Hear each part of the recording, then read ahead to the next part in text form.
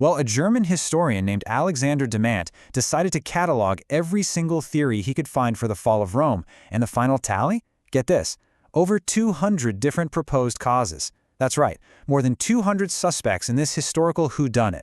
It's just mind-boggling. So let's round up the usual suspects. You know these names, right? We all learned them in school. You've got your barbarian invasions, of course, economic collapse, rampant corruption, and endless civil wars. And then there's the really famous one, from the 18th century historian Edward Gibbon. He pointed the finger at the rise of Christianity, arguing that it made Romans, well, too focused on heaven to properly manage an empire on earth. For centuries, these have been the go-to explanations, but they don't quite tell the whole story. And this is where our investigation takes a really fascinating modern turn. We're going to step out of the library and into the laboratory, because a totally unexpected clue has popped up that puts all those classic theories into a brand new light. What if the most important piece of evidence wasn't written on a crumbling scroll or chiseled into stone? What if it was recorded by nature itself? What if it's been waiting for us this whole time, perfectly preserved, locked away in the silent archives of the earth? This brings us to a field with a bit of a mouthful of a name, paleoclimatology. But the idea is actually pretty simple. You can think of it like climate forensics. Scientists use these amazing natural archives, or proxies as they call them, to figure out exactly what the weather was like thousands of years ago, way before we had thermometers or weather stations. And this right here, this is the toolkit these climate detectives use. Every single layer of ice in a core, every growth ring on an ancient tree, even the mud at the bottom of a lake, they all hold these tiny chemical fingerprints of the climate when they were formed. They are literally witnesses that never, ever forget.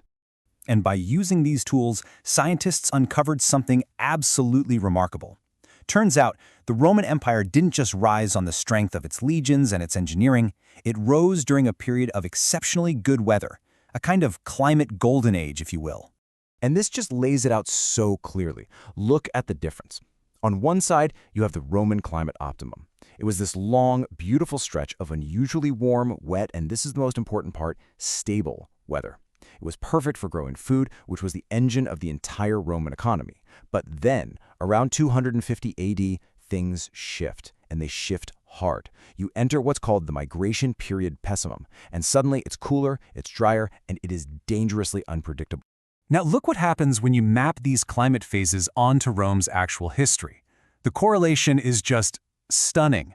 The empire's absolute peak lines up perfectly with that golden weather period. Then, the crises, the decline, it all starts right as the climate gets shaky and unstable. And the final collapse? It happens just as Europe is plunging into what scientists call a late antique little ice age. The timing is just too perfect to be a coincidence. But hold on, it wasn't just about a few bad harvests in Italy making things difficult.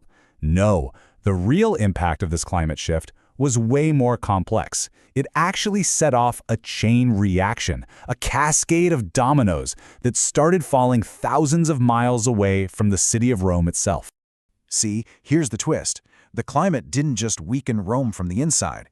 The real trouble was what it was doing to the people on the outside, turning up the pressure on the groups living right on the frontiers of the empire. Okay, let's trace the dominoes as they fall. First, tree rings from Central Asia show a severe, prolonged drought right when the climate was changing. This pressure likely pushed nomadic warriors, the Huns, to start moving west, desperately searching for grass for their horses.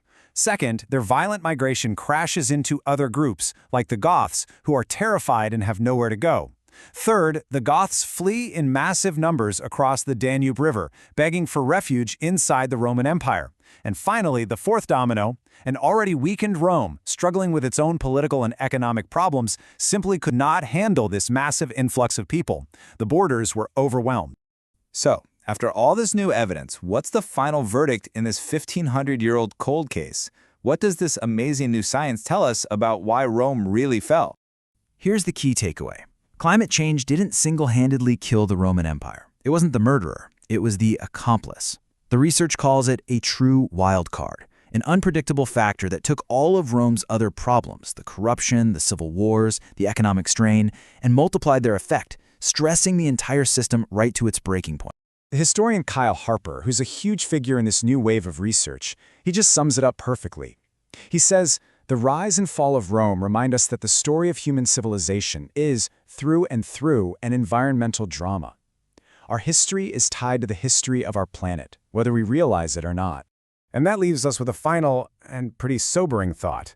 The climate shifts that put so much stress on Rome were natural and, in the grand scheme of things, relatively small fluctuations. So, if that was enough to help bring a superpower to its knees, what does that mean for our complex, interconnected global civilization as we face climate changes of a completely different scale and origin? It's a warning from history that we really can't afford to ignore.